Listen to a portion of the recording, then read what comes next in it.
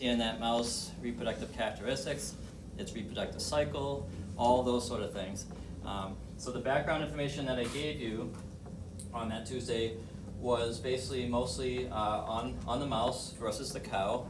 A lot of you haven't had reproductive biology, so there's full courses that cover this in detail, but I'll provide you guys sufficient information to really understand the very basics of embryology.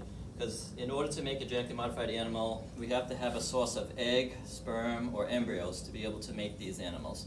So in order to work with sperm and egg or embryos from these species, we have to understand the reproductive characteristics, their cycle, but we also have to have tools that we can use to manipulate the reproductive cycle of these animals to make more embryos.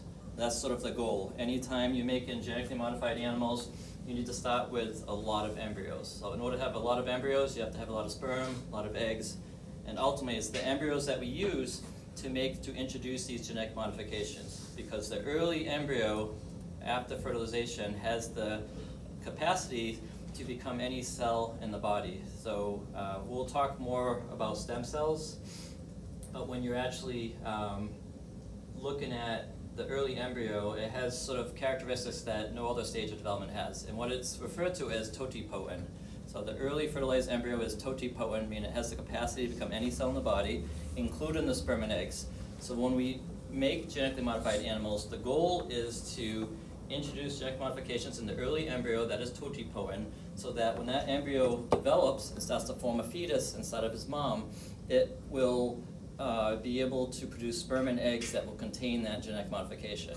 So the idea is, why would we want to have mice or cattle that have a genetic modification in their sperm or their eggs? And the reason is that we want to be able to breed those animals and get future offspring. So the goal of genetic modifications and all this technology we're talking about is to do an initial round of manipulating embryos that we've gotten from the animal that we're working with, to introduce genetic modifications, to transfer those embryos into surrogate mothers, to have animals that are born that will contain that genetic modification in their sperm or their eggs, so that you can use traditional breeding to get those offspring, okay? So we're only doing this initially to introduce the genetic modifications, and then we rely on traditional breeding, whether it's mice, cattle, so on, whatever species you're working with.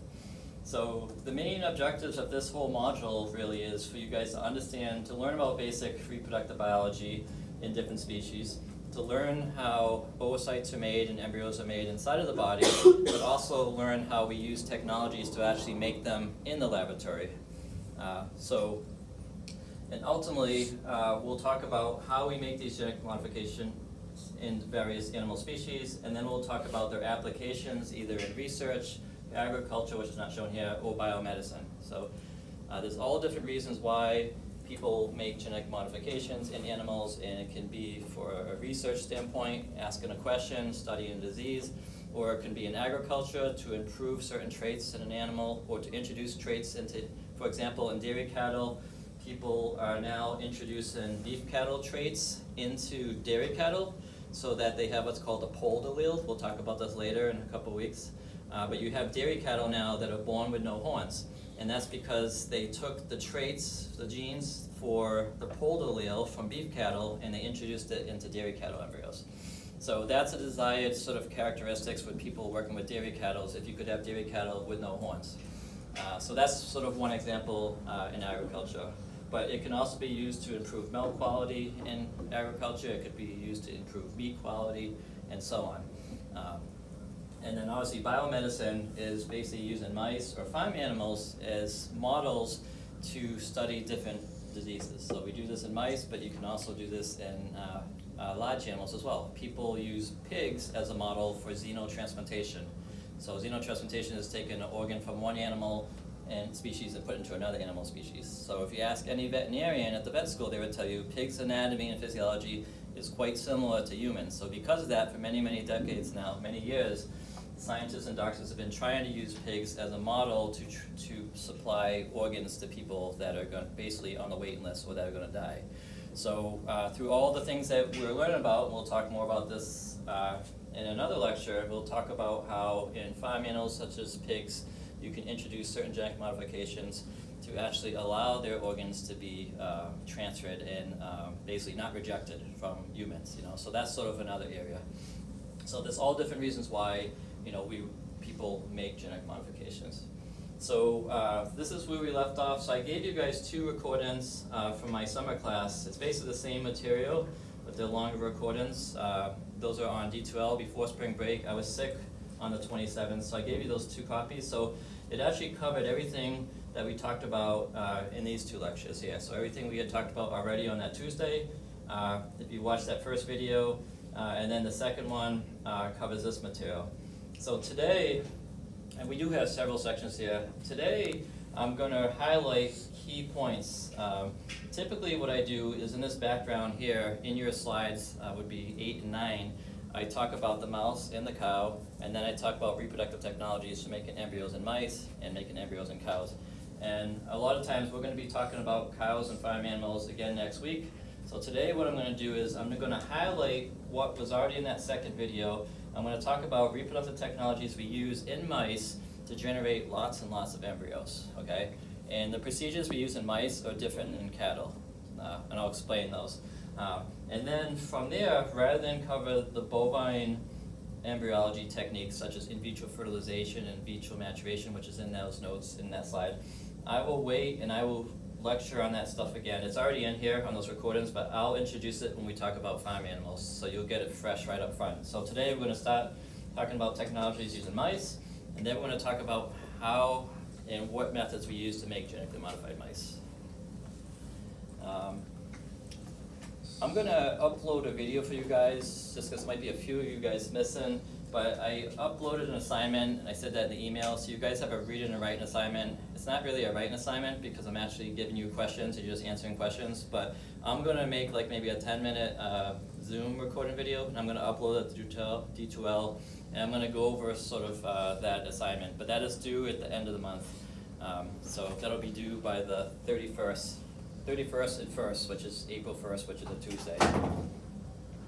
But yeah, I will, rather than go over it in class, I will upload that as a D2L sort of Zoom recording, and I'll go over the instructions for that assignment.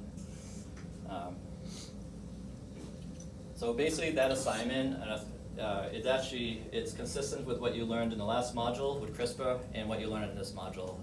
And it's just in a nutshell, it's about a professor, a scientist from China back in 2017, 2008. His name is Dr. Junquei. He basically used CRISPR in human embryos in an IVF clinic in China, and they produced actually some live babies. But it was totally unethical experiment. They didn't have approval. There was lots of things that could have gone wrong. So I provided you guys 4 small articles on that topic. 3 of them are actually very short. One of them is a review.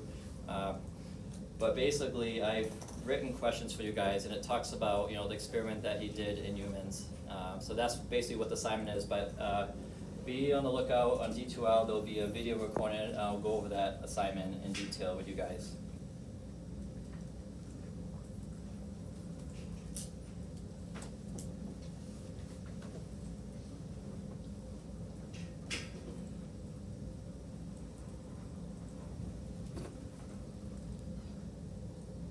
So I've already covered this material up to embryology, which will continue.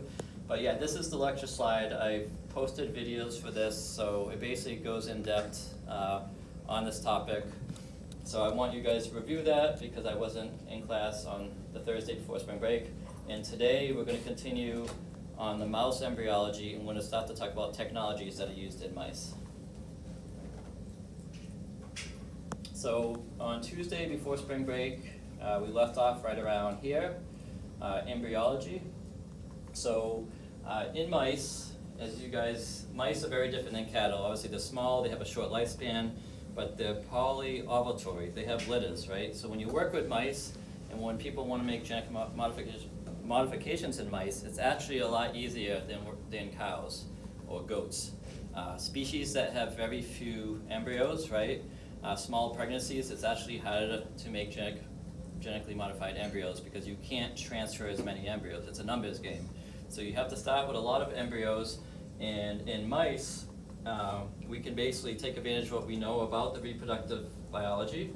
This is just showing you here, in all species, fertilization takes place in the oviduct. So you have the ovary that ovulates the mature oocyte, gets fertilized, and then the zygote, which is a one-cell embryo, which has 2 pronuclei, will continue to develop. It'll go to 2-cell, 4-cell, 8-cell. It'll start to compact, which I talked about before break. It'll compact, and then it'll go to what is called as a morula, which is 16 to 32 cell stage, which is compact. And it's this stage of embryo development, you have formation of the 2 cellular lineages. The first initial lineages, you have what's called the inner cell mass, which is this pocket of cells on the inside. These cells are what give rise to embryonic stem cells. So anybody that works with embryonic stem cells in mice or humans, they actually come from donated embryos, and they come from that inner cell mass. But it's the inner cell mass of this early stage embryo, which is called a blastocyst, will give rise to the entire animal, okay? So the whole fetus comes from this, as well as the germ cells. And then ultimately, this blastocyst will go into the uterus. It'll hatch out of the zona pellucida, which we went over, and then it will, in the case of mice, it will undergo what is called implantation. So it's an invasive process. It'll invade into the endometrium of the uterus, and then it'll form the pregnancy. So this is normally what happens in mice, is that we know that embryos, fertilization takes place here, and the embryo develops. As it progresses, it goes from 2 to 4, and as it progresses, it moves down, and then finally goes into the uterus. So when we work with mice, we can actually manipulate the reproductive cycle of mice by injecting mice with hormones that we'll talk about today to generate more oocytes. Even though mice already make a lot of oocytes, they're polyovulatory.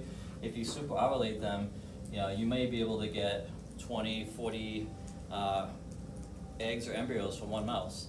So when working with the mice, you can take advantage of their the ability to make lots of oocytes. You superovulate them, and then you simply can take these mice and you can mate them with males. And then at various stages of development, you can isolate the oviduct, you can dissect it out of the mouse, and you can isolate these embryos. And the embryos you isolate from here, we can use to make genetically modified mice. We can isolate 1-cell embryos or 2-cell embryos or even blastocysts. And based on this knowledge right here. So this is what it looks like. This is a normal sort of developmental profile of embryos inside of mom. And if you time it, we can isolate these oviducts from mice, and we can collect these embryos. And then we will use them to inject them, do CRISPR, all types of other types of things that we'll talk about. But this is one advantage of working with mice, is that mice are very small, they ovulate, they have large litters, and you can simply just mate them. So in mice, even though we can do this, we don't need to do in vitro fertilization. In the videos I provide you guys, when we talk about cattle, you have to do in vitro fertilization. That's a common thing you do in cattle. You can't collect embryos from the oviduct or uterus in cattle. People experimentally do things, but it's not practical. So in mice, we can just simply stimulate mice with hormones so they get a lot of eggs. We mate them with a male. The next morning, we isolate the oviduct, and we can collect these embryos to make genetically modified animals. So that is the difference between mice and cattle, is that in mice, we're using embryos that came from, we say, in vivo, from the mother, in vivo. The fertilization and the early development takes place inside of the mom. Where in cattle, we're actually collecting immature oocytes, or we're collecting oocytes by ovum pickup, ultrasound-guided pickup from cows, and we're fertilizing them in the lab, doing in vitro fertilization. So that's the difference between species. But with mice, this is a very, very simple thing to do, and it's very cost-effective. So we don't have to isolate oocytes and do IVF, even though we do that experimentally for different things. But you can just let the mice do the natural mating, and you get lots and lots of embryos. And then these embryos we will use to make genetically modified mice. So this was just the stages I showed you guys last time. The highlight, and again, this would be in the videos, but the zygote is the stage where fertilization has taken place, and it's a very unique phase of development. When we talk about genetics, this is actually a really cool model. People use this stage embryo as a model to understand epigenetics and understand the basis of how we inherit genes from mom versus dad. This right here is the only stage of development where you have 2 distinct nuclei. This comes from the sperm, which is haploid, and this comes from the mom, which is haploid. So in this early stage zygote, you can basically, we'll talk more about, but we can actually inject this with DNA, with genes and promoters and things like that to actually make a genetically modified animal. That is one stage. We'll talk about that again. But this is a very unique stage because the pronuclei are separate. And then what will happen is, as this progresses over the next 12 hours, it'll go to the 2-cell stage.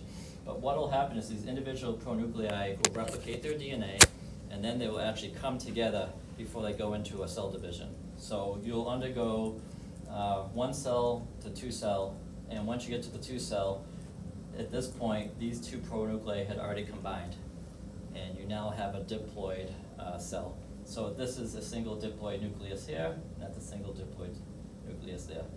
And from here on, these 2 cells now will go to 4-cell. These are all, they refer sometimes in developmental biology as symmetrical divisions. You go from 1 to 2, 2 to 4, 4 to 8, 8-cell. And then at this point, I mentioned last time to you guys, this is actually a very unique stage. This is probably the first stage, even though people argue at early stages when it might be happening, when cellular differentiation starts to occur in this embryo. Remember I mentioned that these embryos are totipotent, so all these cells are thought to be sort of equivalent to some extent. And these early cells in these early embryos, they can actually give rise to a whole mouse or a whole placenta. And people have done this experimentally. They've isolated these early cells and they show they can give rise to a whole mouse. So we know that the capacity of these cells are very unique compared to the cells in our body, right? Our somatic cells, right? Our differentiated cells have limited ability and they're specialized. These early cells aren't specialized yet, and they have the ability to make any type of cells eventually. So once you get to this compacted A-cell stage, you start to have what's called adhesion. There's certain proteins that are on the surface of these individual cells, and a term that's used, you can call these cells, or you can call them blastomeres. So blastomere, M-E-R-E. That is a term that embryologists use. So it's the individual cells in the early embryo. You can call them blastomeres, B-L-A-S-T-O-mere. But at this point, what will happen is the embryo will start to undertake, let's say, asymmetry. So you'll have apical, you'll have sort of proteins that are expressed on the outside of the embryo, and certain proteins that are only expressed on the inside of the embryo. That will basically tell this embryo what's outside and what's inside. So the embryo needs to know what's outside and what's inside. So this is how it starts to figure that out. As it progresses to morula, you undergo 2 waves of cell division. So you go from 8 cells to 16 cells, 16 to 32 cells in this morula. And those are actually what they refer to as a combination of symmetric and asymmetric cell divisions. You don't need to know that, but what an asymmetric cell division is, it's one cell is, when it divides, it's going to go out here. It contributes to the outside of the embryo, and the other cell is going to stay on the inside of the embryo. And that's a really fascinating process, how that occurs. And as this is occurring, there's a lot of different transcription factors and signaling pathways. Actually, in my laboratory, this is what we work on. We study the signaling pathways and transcription factors that are involved from the 2-cell stage to the blastocyst stage. But we know that there's distinct transcription factors that are expressed on the outside here, some that are expressed on the inside here. The ones that are out here promote the expression of genes that will make what's called the trifectoderm, which I talked about before break. That's the outer layer of cells. That's what makes the placenta from the blastocyst. And these inner cells will express pluripotency genes, things like OCT4, SOX2, neonac. We'll talk about those more after. So the embryo is basically becoming differentiated on the outside and the inside. And then it starts to cavitate, and this is the trifectoderm layer here, and this is the inner cell mass layer here. The embryo has to expand and accumulate with fluid, and it has a way of doing that too. There's a whole system in place that allows this thing, there's sodium potassium gradients that allow this thing to sort of swell, there's water pumps. And as it starts to get larger and expand, you'll see that outer shell, which I told you about last time, the zona pellucida, it will actually thin. There's actually enzymes that are being released from these cells of the embryo that are digesting that to kind of thin down. And what this blastocyst has to do in order to produce an offspring, a baby, is it has to hatch. So this is actually a single embryo here, and if you look at low magnification, this is actually one embryo, not 2, and this is what's hatching out of the zona. So once it hatches, this is when it's normally going into the uterus, and that's where it will implant and form a pregnancy. So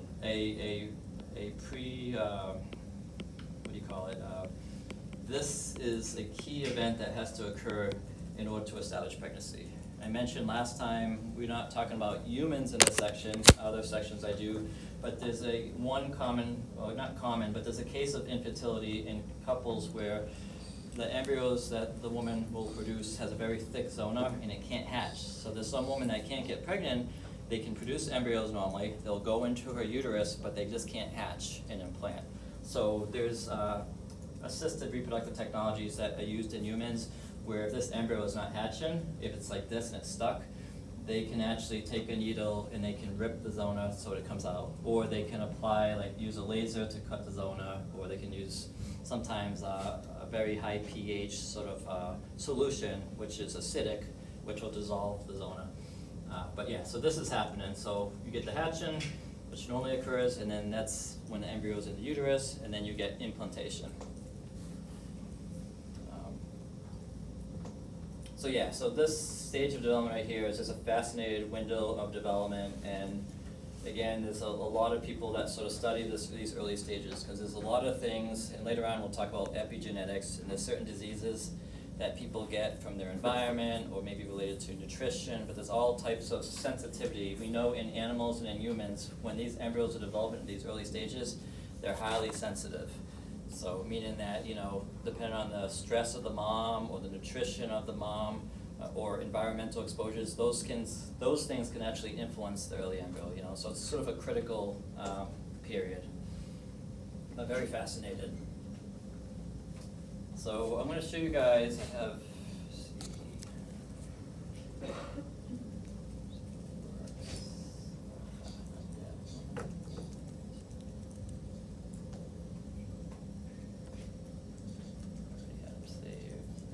okay, so the same for my lab. I actually have a video, but it's a lot shorter for my lab. So this is what's called a time lapse. What they do is they have special microscopes, and you can put the embryos in a dish and have the right temperature and all that, but you can actually record over several days. So this is a recording. These would have been embryos they collected from a mouse, and they put them into this culture dish, which we'll talk more about, and they have a camera on it, and every so many minutes or so, they take a snapshot, and they record this up to the blastocyst stage. So you're basically watching how the embryos develop in real time, which is really fascinating. So it's going to look really fast. So the video you're watching right here would normally take about 3.5 days, and you're going to see it in less than a minute and 9 seconds. So you see the 2, you're going to 4. We'll start to go to 8. But then you'll start, so you can still see the individual cells here, but once they compact at the 8-cell stage, you can't see. So now you see it's compacted. These would be early morula. And in these morula, you'll start to see little cavities form. And that's the fluid going in. So you have the water pumps. Yep, this one was really fast. And you'll see some that actually form a blast, and they can actually collapse too. So blastocysts will do that. They'll form, and then they collapse. And then you'll start to see some hatching right there, right there. Pretty fascinating stuff. And what's cool with all this, I know there's a lot of human clinics where people go to get assisted